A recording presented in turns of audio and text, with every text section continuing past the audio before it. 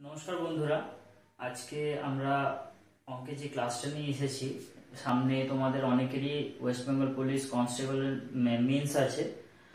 তো প্রিভিয়াস ইয়ার্সে মেন্সে যে অঙ্কের প্রবলেমগুলো সম্মুখীন হতে হয়েছিল ছাত্রদের, সেই সমস্ত প্রবলেমগুলোর মধ্যে কিছু আজকে আমরা সলভ করে দেখব। 2019 সালের মেন্সে একটা প্রশ্ন এসেছিল যে কিছু কমলা লেবু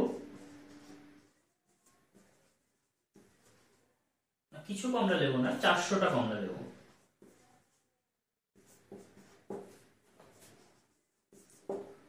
কিনে সেই দামে 320টি লেবু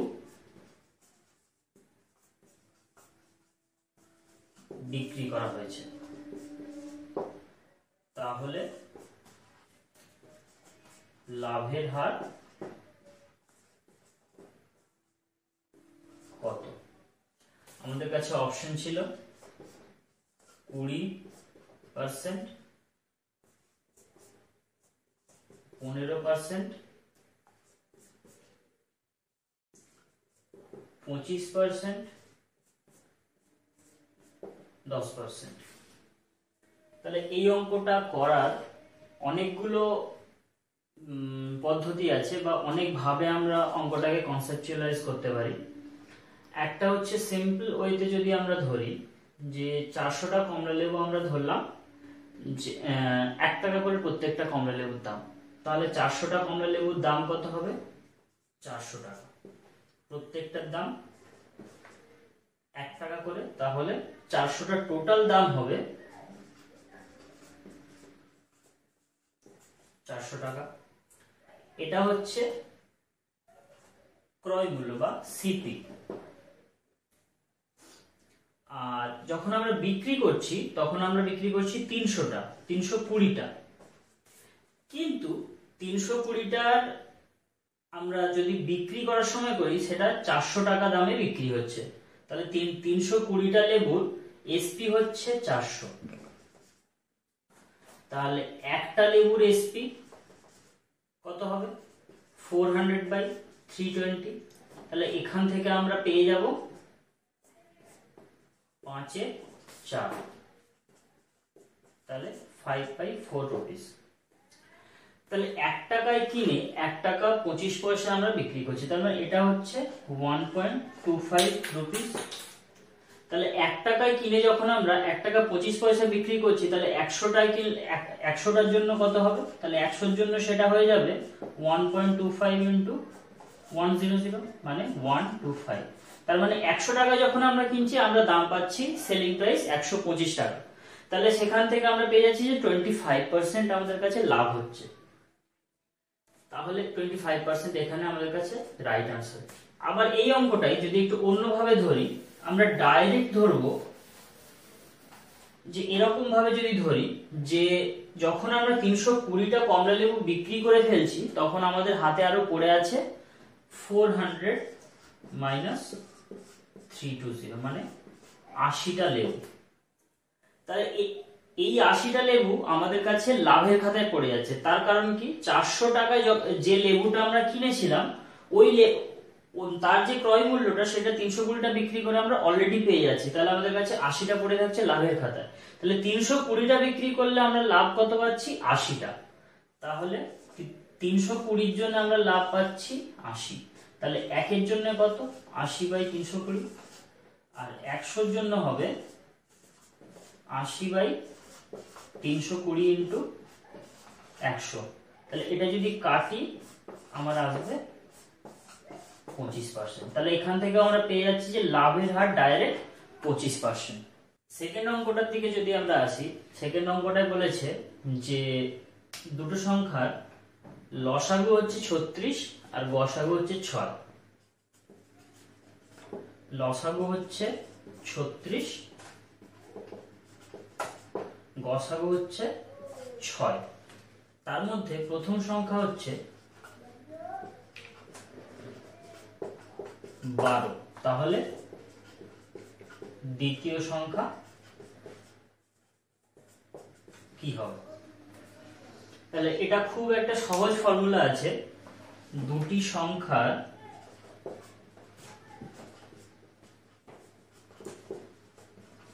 গুণফল সমান হচ্ছে সংখ্যা দুটির লসাগু ইন্টু গসাগু।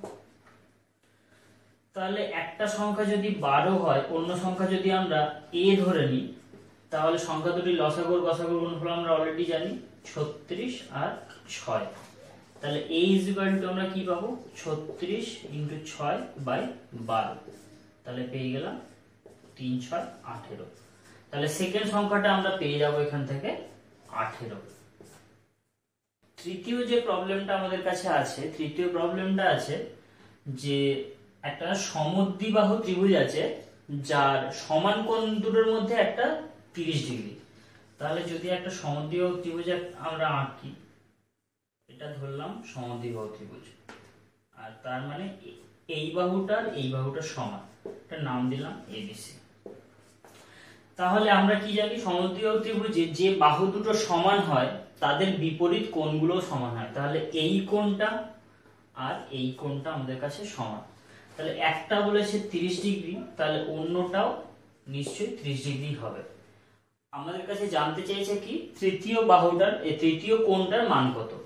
তাহলে তৃতীয় কোণটার মান বার করার জন্য কি করতে হবে, আমরা জানি যে একটা ত্রিভুজের তিনটে কোণের যোগফল হয় 180 ডিগ্রি। তাহলে এখান থেকে পেয়ে গেলাম 30 আর 30 মানে 60। তাহলে তৃতীয় কোণটা পাওয়ার জন্য কি করতে হবে, অ্যাঙ্গেল বিএসি সমান, তাহলে 180 ডিগ্রি থেকে আমাকে 60 ডিগ্রি বিয়োগ করতে হবে, পেয়ে গেলাম 120 ডিগ্রি। আমাদের যে পরের প্রবলেমটা আছে ওখানে বলা আছে যে এ আর বি দুজন ব্যক্তি, এদের দুজনের মানে আয়ের অনুপাত হচ্ছে 3:4। এটা হচ্ছে তাদের আর্নিংটা। আর এদের খরচের অনুপাত হচ্ছে 2:3। এটা হচ্ছে এদের এক্সপেন্সেস। আর দুজনেই বলছে সেভিংস করছে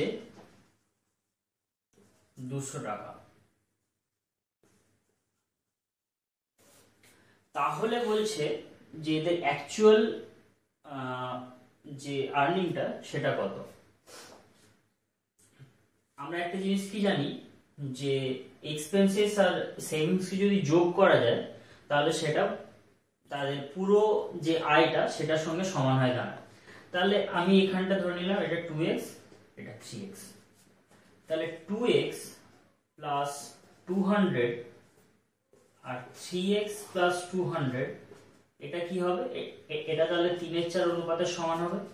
এখান থেকে যদি সমাধান করি কি হবে, 8x প্লাস 800, 9x প্লাস 600। তাহলে x সমান আমরা পেয়ে গেলাম 200। তাহলে x যখনই আমরা 200 পেয়ে গেলাম তাহলে এর মানে যে আয়টা হবে সেটা হবে 2x প্লাস 200 বা 600, আর 3x প্লাস 200 বা 800। তাহলে a আর b এর অনুপাত হবে 600, না পুরো আয় হবে 600 আর 800 টাকা। আমাদের পরের যে অঙ্কটা আছে সেখানে বলেছে একটা চিড়িয়াখানায় কিছু সিংহ আছে আর কিছু টিয়া পাখি আছে। তাদের মোট হেড কাউন্ট বা তাদের মাথার সংখ্যা হচ্ছে 100টা।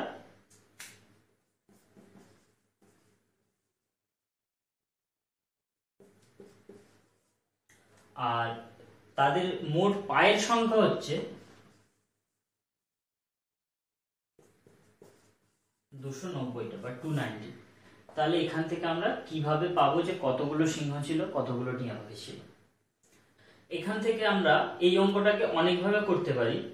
যেটা একটা হচ্ছে x ধরে করতে পারি আমরা, যেখানে বলতে পারি যে প্রত্যেকেরই একটা করে মাথা আছে, আর সিংহে 4টে পা, টিয়া পাখির 2টো পা, সেখানে এক্স ওয়াই দুটো ভ্যারিয়েবল ধরে আমরা করতে পারি, অথবা আমরা ডাইরেক্ট মাথা বা পা গুলো কাউন্ট করে বলতে পারি যে টিয়া পাখি বা প্যারটের আমি ধরছি যে হেড হচ্ছে একটা আর লেগস হচ্ছে 2টো, সেখানে লায়নের হচ্ছে হেড একটা, লেগস হচ্ছে 4টে। তাহলে এই 4টে লেগস কে আমি লিখতে পারি যে 2 + 2।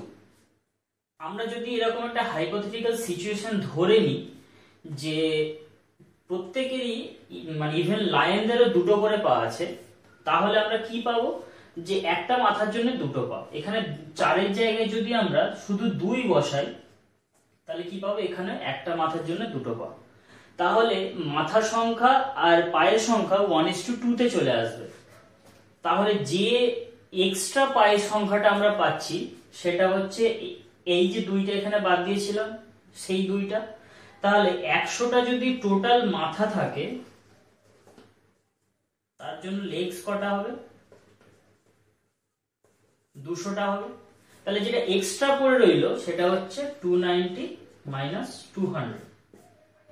তাহলে 290 - 200 আমরা পেয়ে গেলাম 90।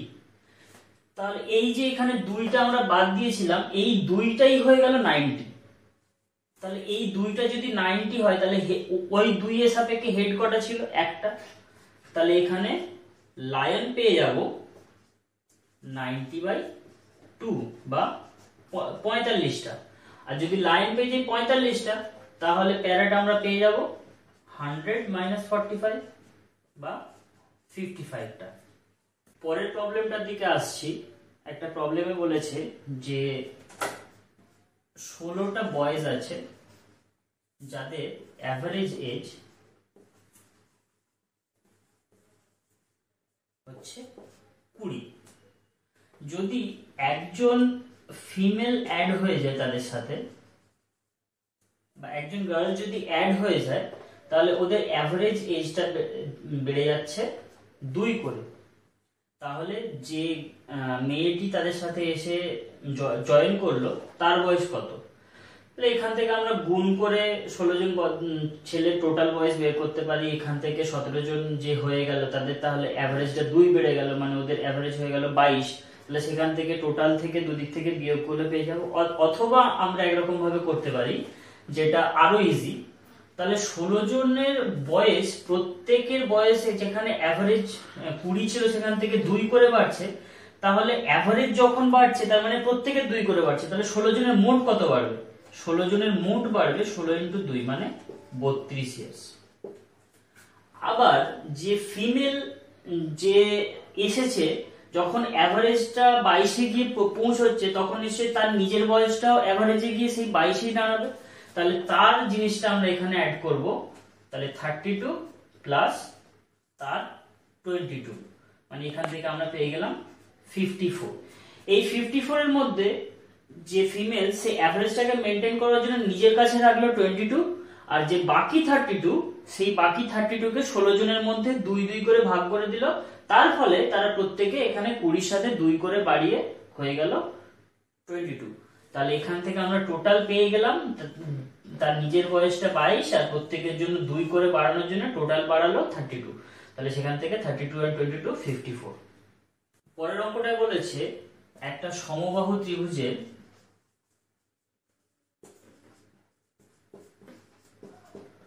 উচ্চতা √6 সেন্টিমিটার, তাহলে ত্রিভুজটার ক্ষেত্রফল কত হবে? আমরা কি জানি উচ্চতা সমবাহু ত্রিভুজের ক্ষেত্রে উচ্চতা ইজ ইকুয়াল টু যেটা হয় √3/2 ইন্টু বাহুর দৈর্ঘ্য।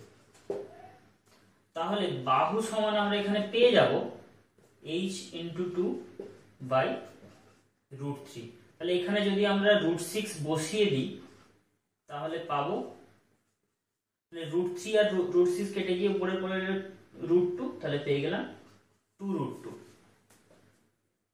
তাহলে যখনই আমরা 2√2 এখানে বাহুর দৈর্ঘ্য পেয়ে গেলাম তখন এখান থেকে আমরা কি পাবো? সমবাহু ত্রিভুজের ক্ষেত্রফল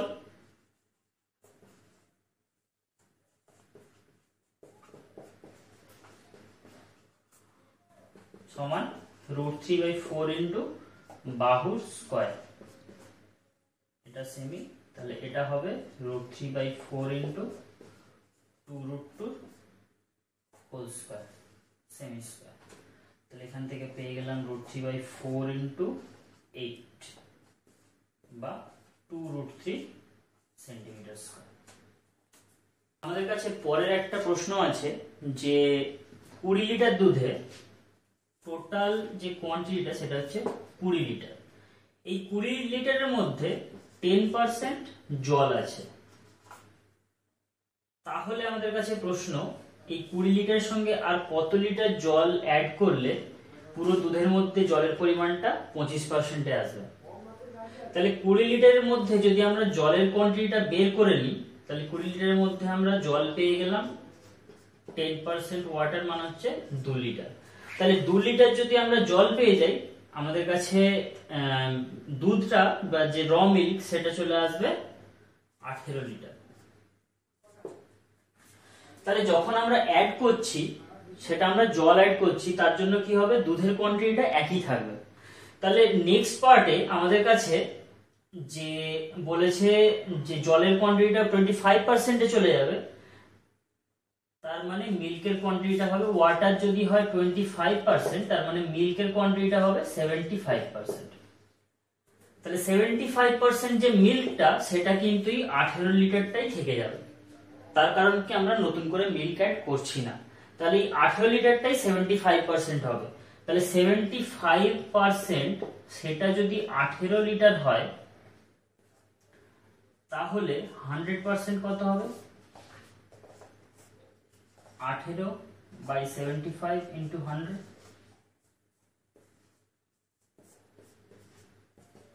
তাহলে 24 লিটার আমরা পেয়ে যাব। তাহলে 24 লিটার যদি টোটাল ওই মিক্সচারটা আমাদের কাছে থাকে, আমাদের কাছে অলরেডি কত ছিল, 20 লিটার, তাহলে বাকি যে পার্টটা অ্যাড করতে হবে সেটা নিশ্চয়ই শুধু ওই জলটাই অ্যাড করতে হবে। তাহলে আমাদের কাছে অ্যাড করতে হবে কত, 24 - 20 লিটার, মানে 4 লিটার। তো আমাদের কাছে পরের আর একটা অঙ্ক আছে, 1 + 1/2 ইন্টু 1 + 1/3 ইন্টু 1 + 1/4, এইভাবে গুণ হয়ে হয়ে 1 + 1/80। তাহলে এই উত্তরটা আমাদের যদি বের করতে হয়, এটাও খুব সোজা। তাহলে এটা যদি আমরা যোগ করি কি পাবো, 3/2। এটা যদি যোগ করি আমরা কি পাবো, 4/3। এটা যোগ করলে আমরা পাবো 5/4। এইভাবে যখন যাবে, তাহলে লাস্ট আমাদের কাছে আসবে 89/88। তাহলে তার আগের টার্মটা নিশ্চয়ই ছিল 88/87, এইভাবেই গেছে গুণ হয়ে হয়ে। তাহলে এখান থেকে আমরা কি দেখতে পাচ্ছি, এই ওপর নিচ সব কেটে যাচ্ছে, এখানে 88 কেটে যাবে। তাহলে আমাদের কাছে এই যে এখানকার যে 87টা, তার আগের 87/86 এর 87টা কেটে যাবে। তাহলে আমাদের কাছে পড়ে কি থাকছে, শেষের 89 পড়ে থাকছে, আর এখানে প্রথমের পড়ে থাকছে 2। তাহলে আমাদের আনসারটা কি হবে, 44.5। আমাদের পরের যে অঙ্কটা আছে, ওখানে জানতে চেয়েছে যে বার্ষিক যদি সুদের হার 12% হয়, তাহলে রেট অফ ইন্টারেস্ট ইজ 12%, তাহলে কত বছর পরে কোনো একটা টাকা সুদে আসলে দ্বিগুণ হবে। তাহলে কোনো একটা টাকা সুদে আসলে যখন দ্বিগুণ হচ্ছে, তার মানে আমরা কি বলতে পারি, অ্যামাউন্ট ইজ ইকুয়াল টু, আমরা জেনারেলি জানি যে প্রিন্সিপাল প্লাস ইন্টারেস্ট। যদি সুদে আসলে দ্বিগুণ হয়, তার মানে হচ্ছে এই যে ইন্টারেস্ট, এটা প্রিন্সিপালের সমান হয়ে যাবে। তাহলে a is equal to 2p হচ্ছে, তার মানে এখান থেকে আমরা কি পাচ্ছি, i is equal to p, বা ইন্টারেস্ট হচ্ছে প্রিন্সিপালের সমান হয়ে যাবে। তাহলে এখান থেকে খুব সোজা, যে আমরা ফর্মুলাটা জানি, i is equal to PTR/100। তাহলে i এর জায়গায় আমরা বসাবো কি, p, এদিকে পেয়ে যাচ্ছি p ইন্টু t টা আমরা জানি না, তাহলে t টা রেখে দিলাম, আর এখানে r টা আমরা জানি 12/100। তাহলে আমাদের যে টাইমটা সেটা আমরা পেয়ে গেলাম 100 ইন্টু p/p ইন্টু 12। p কেটে গেল, এখান থেকে হচ্ছে 25 হচ্ছে 3, মানে হচ্ছে 8 and 1/3 ইয়ার্স। এটা এইভাবে লেখা যায়, অথবা আমরা 8 years and 4 months তো বলতে পারি, কারণ 1/3 অফ ইয়ার মানে হচ্ছে 1/3 বছর, মানে হচ্ছে তাহলে 12 ইন্টু 1/3 মাস, এখান থেকে আমরা কি পাচ্ছি 4 মাস। তাহলে উত্তরটা যে কোনো রকম ভাবে আসতে পারে, 8×1/3 বছরও আসতে পারে, অথবা 8 বছর 4 মাসও আসতে পারে। আমাদের কাছে পরের যে প্রবলেমটা আছে, পরের প্রবলেমটায় বলা আছে যে 25 জন লোক 4 দিনে আয় করে 810 টাকা, তাহলে 12 জন লোক 15 দিনে কত আয় করবে? এটা সলভ করার জন্য ওয়ার্ক এন্ড টাইমের আমাদের একটা ফর্মুলা ছিল m1d1/w1 = m2d2/w2, ওটা দিয়েও আমরা কাজে লাগাতে পারবো। এখানে m1 কি হবে? m1 হবে 25, d1 হবে কি 4, w1 বা ওয়ার্কের জায়গায় যে টাকাটা ইনকাম করছে ওই আয় করার টাকাটাই আমরা লিখবো, তাহলে 810। আর m2 এর জায়গায় কি হবে 12, d2 এর জায়গায় 15, আর এটা আমরা জানি না। তাহলে এটা পাওয়ার জন্য কি করতে হবে 12 × 15 × 810/25 × 4, তাহলে 4 25 100। আচ্ছা 25 মানে হচ্ছে 4 দিয়ে 12 কে কাটলে 3, 5 দিয়ে কাটলাম 3, এখানে পেলাম 5, 5 দিয়ে এখানে কাটলাম 62।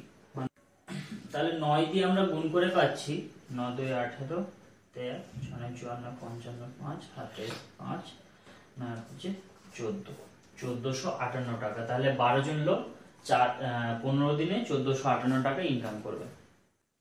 তো বন্ধুরা আজকে এই পর্যন্তই থাক। যে বাকি কিছু প্রবলেম রয়ে গেল বা আরো প্রিভিয়াস ইয়ার্সের আরো কিছু প্রশ্ন নিয়ে খুব শীঘ্রই তোমাদের কাছে আসার চেষ্টা করব। ততদিন তোমরা পড়াশোনা চালিয়ে যাও, আর যে কোনো রকম প্রবলেম যদি হয় তাহলে আমাদের টেলিগ্রাম পেজ বা আমাদের ইউটিউব কমেন্ট সেকশনে তোমরা নিশ্চয়ই জানাও। Thank you.